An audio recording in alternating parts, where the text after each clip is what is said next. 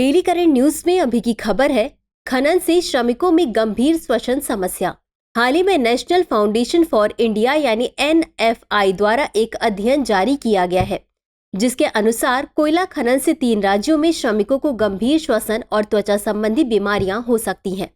इन राज्यों में छत्तीसगढ़, झारखंड और ओडिशा के 6 जिलों में चिंताजनक स्थिति बताई गई है।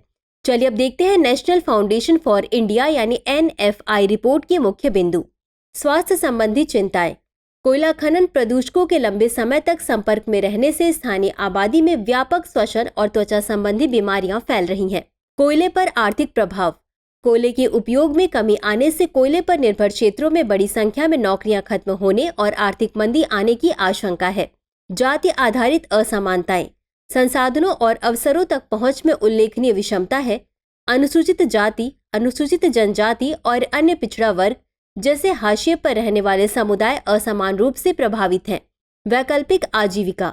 इसमें बड़े पैमाने पर कम शिक्षित कार्यबल को कुशल बनाने की आवश्यकता और वैकल्पिक आजीविका की कमी शामिल है, इसलिए कोयले से परे नए आर्थिक अवसरों के विकास पर जोर देना। पारिस्थितिकीय बहाली। कोयला खनन के स्वास्थ्य प्रभावों को कम करने के लिए पर्यावरणीय सुधार को बढ़ावा देना। समावेशी नीतियां। यह सुनिश्चित करना कि परिवर्तन नीतियां समावेशी हो, अर्थात हाशिए पर रहने वाले समुदायों की जरूरतों पर विचार करें। चलिए अब जानते हैं श्रम सुरक्षा के बारे में। यह व्यावसायिक सुरक्षा, स्वास्थ्य और कार्य स्थिति संहिता 2020 नियोक्ताओं तथा कर्मचारियों के लिए उत्तरदायित्वों को निरूपित करती है। इसमें व्यावसायिक क्षेत्रों में सुरक्षा मानक, कर्मचारी स्वास्थ्य, कार्य के घंटे तथा छुट्टी संबंधी नीतियों को निर्धारित करती है।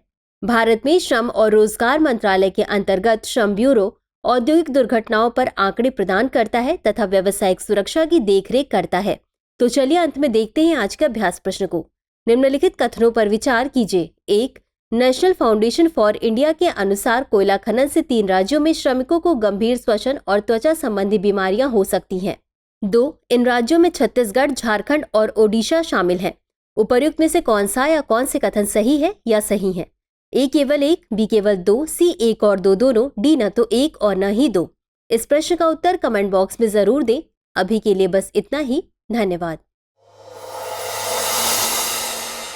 डियर व्यूअर्स, अपने एग्जाम की तैयारी को और बेहतर करने के लिए हमारे चैनल को लाइक, शेयर और सब्सक्राइब करना न भूलें।